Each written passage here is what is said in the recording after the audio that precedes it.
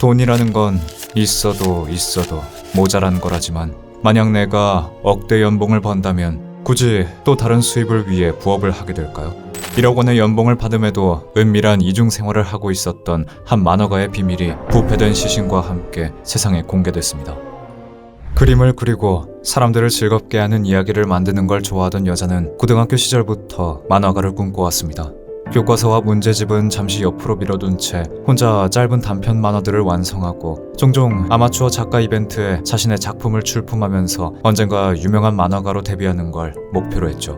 그리고 오로지 만화뿐이었던 그녀의 꾸준한 열정은 곧 세상의 조명을 받았습니다. 여느 만화가들처럼 단행본을 낸 건 아니었지만 코믹마켓에서 자신이 만든 동인지의 연재를 시작했고 스기사키 쿠루루란 예명으로 데뷔를 해 어느새 그녀의 만화를 기다리는 열성 팬들이 하나둘 생기기 시작했죠. 여자가 인기몰이를 하게 된 장르는 BL. 사람들은 그녀만의 개그 스타일과 개성있는 그림체에 빠져들었고 순풍에 돛을 단 것처럼 팬들의 관심이 높아지자 활발하게 활동을 이어나갔는데 수입은 나날이 늘어가 젊은 나이에 무려 1,000만엔, 연봉 1억을 달성하며 여자는 억대 수익을 내는 만화가가 되었습니다. 하지만 이 꿈 같은 일이 100% 모든 게 만족스러운 건 아니었죠. 여자의 이른 성공은 주변 지인들로부터 질투를 사기도 했습니다. 겉으로는 축하하고 함께 기뻐하는 것 같았지만 뒤에선 그저 운이 좋았던 거라고 그녀의 노력의 결과를 깎아내리고 있었죠. 또 종종 코믹마켓에서 만난 극성 팬들이 만화책이 발송된 그녀의 주소지를 찾아오기도 했는데 얻은 게 많은 만큼 잃는 것도 있는 법이었습니다. 그녀는 만화만 그려도 남부럽지 않게 생활할 정도의 커리어를 쌓았고 일찍이 돈 걱정 없이 그토록 좋아하는 그림에만 집중하면서 작품 활동을 할 수 있었죠. 종종 판매뿐만이 아니라 자신이 가장 좋아하는 만화 캐릭터에 분장을 하고 코믹마켓에 참가해 팬들과 소통을 나누기도 했죠. 정말 모든 예술가들의 꿈이나 다름없는 생활이었는데 도대체 무엇이 부족했던 걸까요? 언젠가부터 여자는 수상한 외출을 하기 시작했습니다. 집에 마련된 작업실에서 그림을 그리다가 여자는 정해진 시간이 되면 나갈 준비를 했는데 짙은 화장과 화려한 옷으로 치장한 여자가 향한 곳은 늦은 밤에도 네온 사인이 번쩍거리는 유흥의 거리, 그리고 요코입니다. 방은 이쪽입니다. 그녀가 도착한 곳은 술과 웃음, 성을 사고 파는 풍속점이었고 여자는 그곳에 손님으로 온 것이 아닌 직원이었습니다. 자신을 상품처럼 전시하면 지명을 받아 들어간 곳에서 남자들에게 술을 따랐죠. 심지어 몸을 타고 올라오는 손길을 거부하지 않았고 더한 요구도 들었습니다. 그녀는 돈이 아쉬운 사람이 아니었고 오히려 이런 비밀스러운 생활이 알려진다면 잃을 게 더 많은 사람이었는데 대체 왜 돈과 유명세를 차곡차곡 쌓아가던 1,000만엔 만화가가 성인업소에 드나들게 된 걸까요? 돈 때문에 굳이 유흥업계에 몸담을 필요가 전혀 없는 여자가 풍속점에서 일하게 된 것이 위험한 일탈인지 아니면 설명할 수 없는 이유에서 시작한 건지 알 수는 없었는데 9월 29일 오후 1시 오랫동안 닫혀있던 아파트의 문이 열리면서 성공한 만화가의 삶과 성을 팔던 퇴폐적인 일상 모두 끝나고 말았습니다. 선선한 바람이 불기 시작한 9월, 도쿄 고토구 카메이도에 위치한 한 아파트에서 소름 끼치는 모습을 한 여성의 시신이 발견됐다는 연락을 받았습니다. 그날은 해당 아파트에 전체적으로 인구주택조사 방문이 있는 예정이었는데 시신이 발견된 604호에 방문한 조사원은 현관문이 처음부터 열려 있었다고 진술했죠.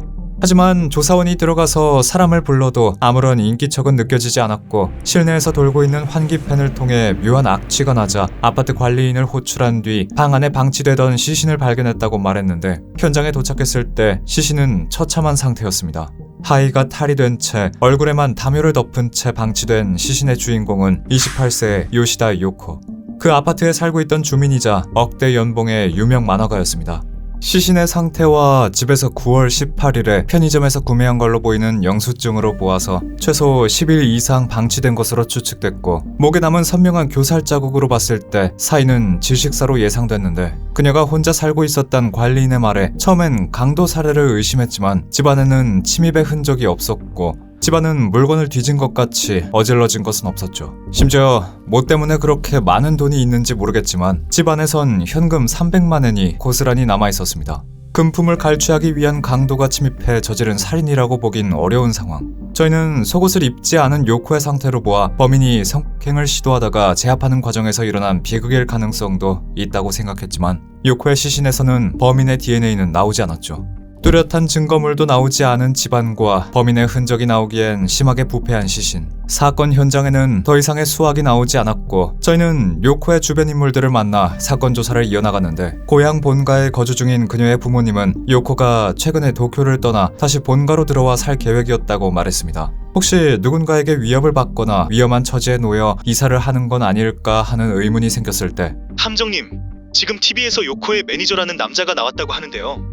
유명 만화가 살해 사건은 이미 언론의 관심을 한 몸에 받고 있었는데 한 TV 채널에서 요코의 죽음을 둘러싼 이야기를 다뤘고 그 프로그램에 요코의 친구이자 매니저 역할을 하던 남자가 출연했다는 겁니다. A씨는 요코가 자주 어울리던 무리 중 한 사람이었는데 그는 요코의 죽음에 대한 모든 의혹을 밝히겠다며 편지 한 통을 꺼냈고 그게 요코가 죽기 전 자신에게 남긴 유서라고 주장했죠. 그리고 그 편지 내용은 난 아마 2-3일 내로 죽을지도 몰라. 내가 표적이 된 게 틀림없어. 같은 지역에 살고 있는 팬에게 살해당할지도 모르거든. 알바도 힘들고 돈도 없어. 매일매일 편지 같은 것들을 끈질기게 보내는 팬 때문에 지겨워. 일본인이 아니라서 더 무서울지도. 앞으로 나를 대신해 모임 활동 열심히 해줘. 정말로 고마워. A씨는 요코가 중동인인 한 남자에게 스토킹을 당하고 있었다고 말했고 그녀가 이 편지를 도움이 될 만한 시기가 되면 열어봐달라는 부탁을 했다고 했습니다. 그런데 한 가지 의아한 점은 A가 들었다는 요코의 부탁은 마치 자신이 살해당할 것을 예상한 것 같은 말이었는데 동시에 편지의 내용은 스토커라는 남자로 인한 죽음이 아닌 생활고로 인한 극단적인 선택을 할 거란 암시의 내용도 담고 있었죠. 심지어 A가 당당하게 TV 프로그램에서 내보인 편지의 글씨체는 현장 감식을 하며 발견한 요코의 메모에서 봤던 글씨체와는 꽤나 차이가 있어 보였습니다. 미심쩍었던 저는 곧바로 전문가에게 필적 감정을 맡겼고 그 결과 편지에 있는 필적은 요코의 것이 아니라는 게 드러났죠. 필적의 주인은 의혹을 풀겠다고 등장한 친구 A였습니다. 이 황당무계한 자작극에 저희는 혹시 A가 요코를 죽인 범인이라서 수사에 혼선을 주기 위해 이런 일을 꾸민 건 아닌가 의심이 됐고 그를 만나 신문을 했는데 그는 그저 잘나가는 만화가인 그녀에게 평소 질투심을 품고 있었고 이렇게나마 해소를 하기 위해 편지를 위조했다고 고백했죠. 하지만 자신은 절대 요코를 살해한 범인은 아니라고 했습니다. A가 열등감으로 어리석은 짓을 저지르긴 했지만 실제 그에게선 범죄 혐의점을 찾아볼 수 없었고 저희는 다시 요코의 지인들을 만나 요코에 대한 제대로 된 정보를 찾으려 했습니다. 그리고 얼마 지나지 않아 요코와 동료 만화가라는 여성이 저에게 연락을 해왔는데 만화가 B씨는 요코에겐 남들은 모르는 비밀이 있었고 아마 그 비밀이 요코의 죽음과 관련돼 있을 수 있다고 말했죠. 요코는 만화가였지만 그건 요코의 부업이었어요. 본업은 풍속점에 나가는 거였거든요. B씨는 요코가 풍속점의 종업원이었다고 했습니다. 심지어 억대 연봉의 작가가 본업이 아닌 술과 함께 자신의 몸을 파는 일이 본업이었다고 말했죠. B씨는 요코가 평소 명품 브랜드에 관심이 없었음에도 값비싼 가방을 몇 개나 가지고 있었고 아마 그게 풍속점에 온 손님들이 준 선물일 거라고 덧붙였습니다. 그렇다면 혹시 요코는 풍속점에서 위험한 손님을 만나 이런 비극을 맞이하게 된 걸까요? 죽은 이는 말이 없었고 안타깝게도 남기고 간 말조차 억울함을 풀기엔 부족해 보였습니다. 2000년 9월에 일어난 카메이도 만화가 살인 사건은 자극적인 의혹들을 남겼지만 끝내 해결되지 못한 장기 미제 사건으로 남았습니다. 2000년대 초반엔 길거리에 CCTV가 흔하지도 않았던 터라 용의자를 추리는 것도 힘들었죠. 지인에 의해 밝혀진 피해자의 이중 생활로 새로운 가설들이 생겨나긴 했지만 결론에 도달하진 못했습니다.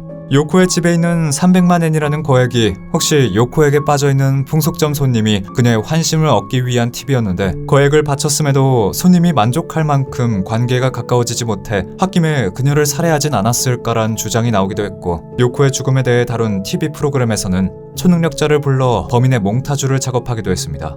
그런데 몽타주와 일치하는 사람을 안다는 목격자가 나와 몽타주 속 모습과 닮은 남자가 시부야에 있는 풍속점의 단골 손님이었고 거기서 일하는 종업원과 교제를 했었다는 증언이 나오기도 했죠. 심지어 남자는 종종 교제하던 종업원을 위협하고 폭력적인 모습을 보이기도 했다고 합니다. 그러나 이러한 증언들도 결정적인 단서를 주진 못했었고 결국 그날 요코에게 무슨 일이 있었던 건지 밝혀지지 않았죠. 비극적인 죽음과 그로 인해 밝혀진 이중생활, 왜 돈 걱정 없었고 장래가 촉망한 만화가가 성인 업소에서 일을 해야만 했는지, 그리고 대체 누가 그날 요코를 살해했는지 풀어진 의문은 하나도 없었습니다. 작가들은 죽은 뒤에도 생전 남긴 작품들로 꾸준히 대중들의 기억 속에서 회자가 되는데 부디 언젠간 그녀의 죽음에 대한 진실이 밝혀지고 요코가 생전 팬들을 즐겁게 해줬던 그녀의 만화로만 회자되는 날이 오길 바랍니다.